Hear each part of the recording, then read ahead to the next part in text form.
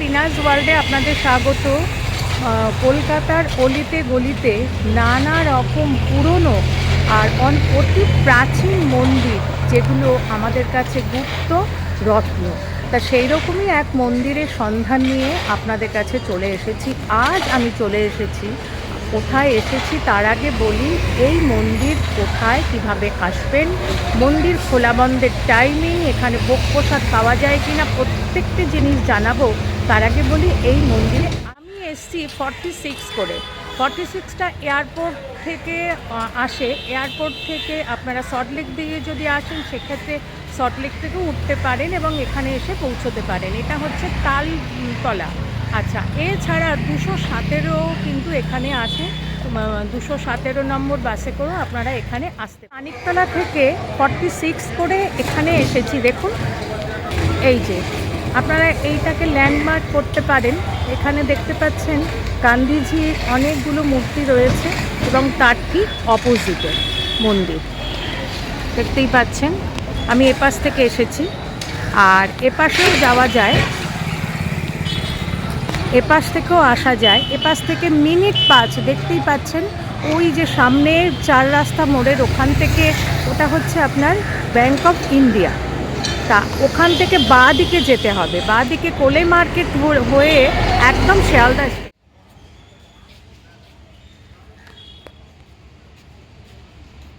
দাঁড়িয়ে আছি একদম শ্রী শ্রী রাধা গোবিন্দ ধাম মন্দিরের একদম সামনে। দেখতে পাচ্ছেন কি অপূর্ব সুন্দর কালারটা, লাল আর সাদা দিয়ে অপূর্ব সুন্দর কালার। তো চলুন এবার ভেতরে প্রবেশ করি। আর আপনাদেরকে দর্শন।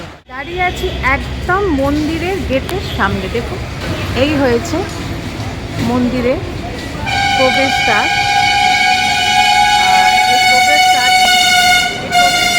ভেতরে প্রবেশ করছি।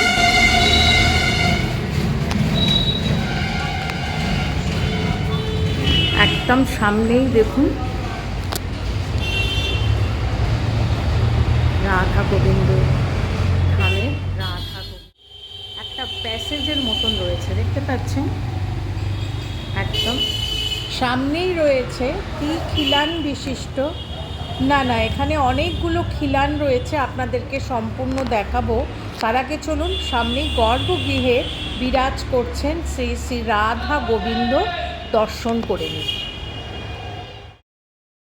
আচ্ছা, এখান থেকে প্রবেশ করেই প্রথমেই আপনারা দেখতে পারবেন একটা কালারফুল, অপূর্ব সুন্দর কালারফুল বারান্দা। আর তার ঠিক সামনেই রয়েছে খিলান বিশিষ্ট, না আপনাদের বলছিলাম অনেকগুলো খিলান, কিন্তু এই খিলানগুলোতে দেখুন গৌর নিতাইয়ের অপূর্ব সুন্দর নগর কীর্তনের দৃশ্যগুলো ফুটিয়ে তোলা হয়েছে ভাস্কর্যের মাধ্যমে। আর একদম সামনেই রয়েছে শ্রী শ্রী রাধা গোবিন্দ জিউয়ের অপূর্ব সুন্দর গর্ভগৃহ। চলুন আপনাদের দর্শন করিয়ে দিই।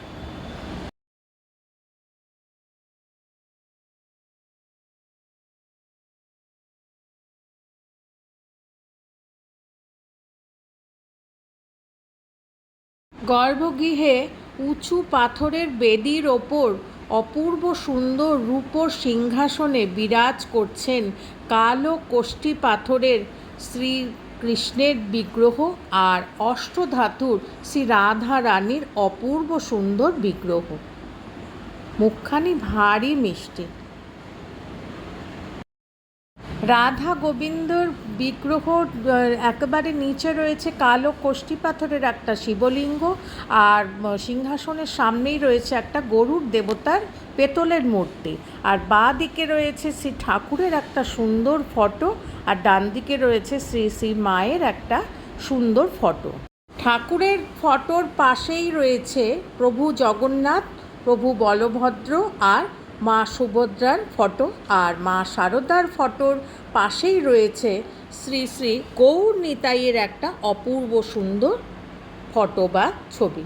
আর তার পাশে নিচেই রয়েছে রাত্রিরে শয়নের জন্য একটা অপূর্ব সুন্দর বিছনার ব্যবস্থা করাও রয়েছে। অপূর্ব সুন্দর।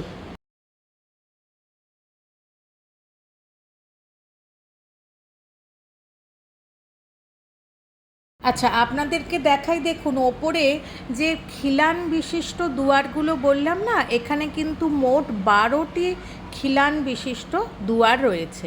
আর প্রত্যেকটি খিলানের এই যে মাঝখানে দেখুন শ্রীকৃষ্ণের নানা রকম জন্মের এবং রাসলীলার প্রত্যেকটি কাহিনীগুলো অপূর্ব সুন্দরভাবে ভাস্কর্যের মাধ্যমে ফুটিয়ে তোলা হয়েছে। অপূর্ব সুন্দর দেখুন পুরো। আর তার ওপরে যে সুন্দর কারুকার্য আপনাদেরকে একদম মন ভরিয়ে দেবে। দেখতে পাচ্ছেন অপূর্ব সুন্দর কারুকার্য, কালারফুল।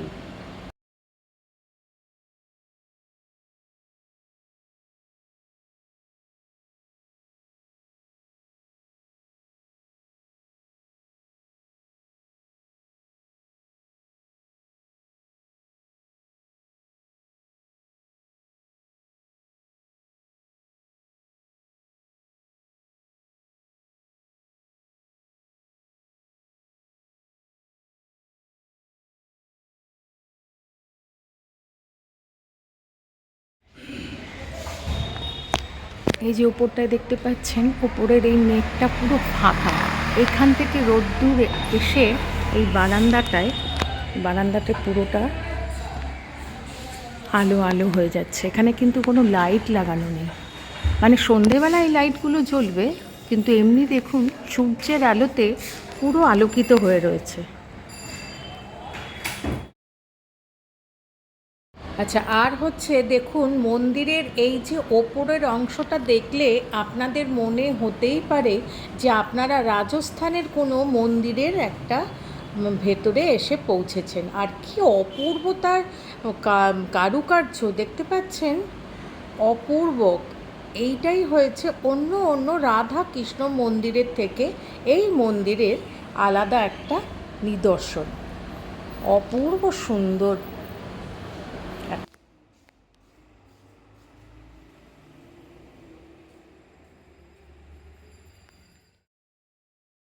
আচ্ছা, এই যে বারান্দাটা দেখতে পাচ্ছেন, বারান্দার ওপরের দিকে বিষ্ণুর 10 অবতারের 10টি বিগ্রহ এই যে দেখতে পাচ্ছেন কাচের বাক্সের মধ্যে অপূর্ব সুন্দরভাবে পুরো বারান্দাতে রাখা রয়েছে। দেখতে পাচ্ছেন।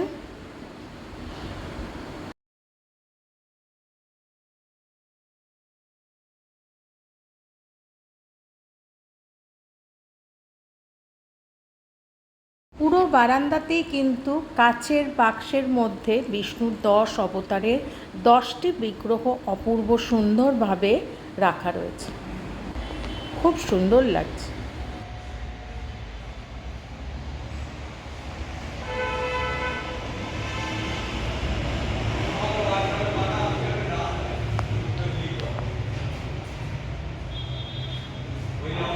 এখানকার পুরোহিত মশাই অনেক দিন ধরে এখানে এই রাধা গোবিন্দজি ধামে পুজো করছে।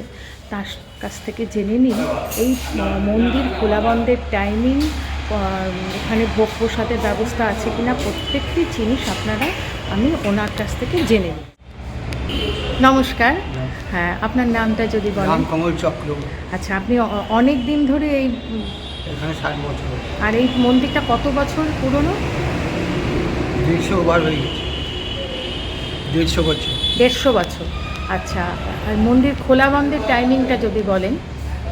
সকাল 6টা থেকে 12টা, 3:30 থেকে 9টা। 3:30 থেকে 9টা। আচ্ছা, এখানে পুজো দেওয়ার মানে যে কোনো ভক্তরা এসেই তো পুজো দিতে পারবে, মানে এই দুবারেই এসে পুজো দিতে পারে। আচ্ছা, এখানে এমনি ভোগের কোনো ব্যবস্থা কি? রোজের অন্নভোগের আছে, কিন্তু কাউকে দেওয়া হয় না। কাউকে দেওয়া হয় না, মানে এমনি দূর দূরান্ত থেকে যারা আসবে তারা মা রাধাকৃষ্ণকে পুজো দিয়ে তারা প্রসাদ নিয়ে চলে যাবে। তারা তাদের প্রসাদ নিয়ে চলে যাবে। আর এমনি এখানে কি কি পুজো? পয়লা বৈশাখ, অক্ষয় তৃতীয়া, তারপরে হচ্ছে গিয়ে রথ। আচ্ছা, তারপর ঝুলন, জন্মাষ্টমী, রাধাষ্টমী, রাস, আর বাবুদের কাজ একটা হয় 6 দিনে বড় অনুষ্ঠান। এছাড়া হচ্ছে যে আপনার দোল, তারপর তো কার্তিক মাস, মাঘ মাস এসে মঙ্গল আরতি, বিভিন্ন অনুষ্ঠান হয়।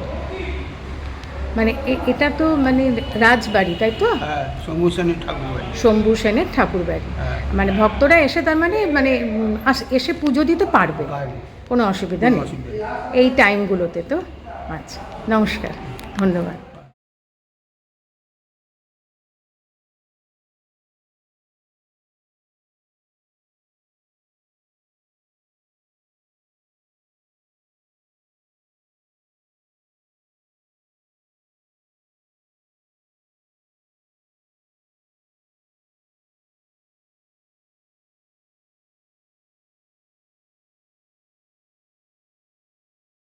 আর রাধা কৃষ্ণ জিউকে প্রণাম জানিয়ে একরাশ শান্তি নিয়ে বাড়ির উদ্দেশ্যে রওনা হলাম।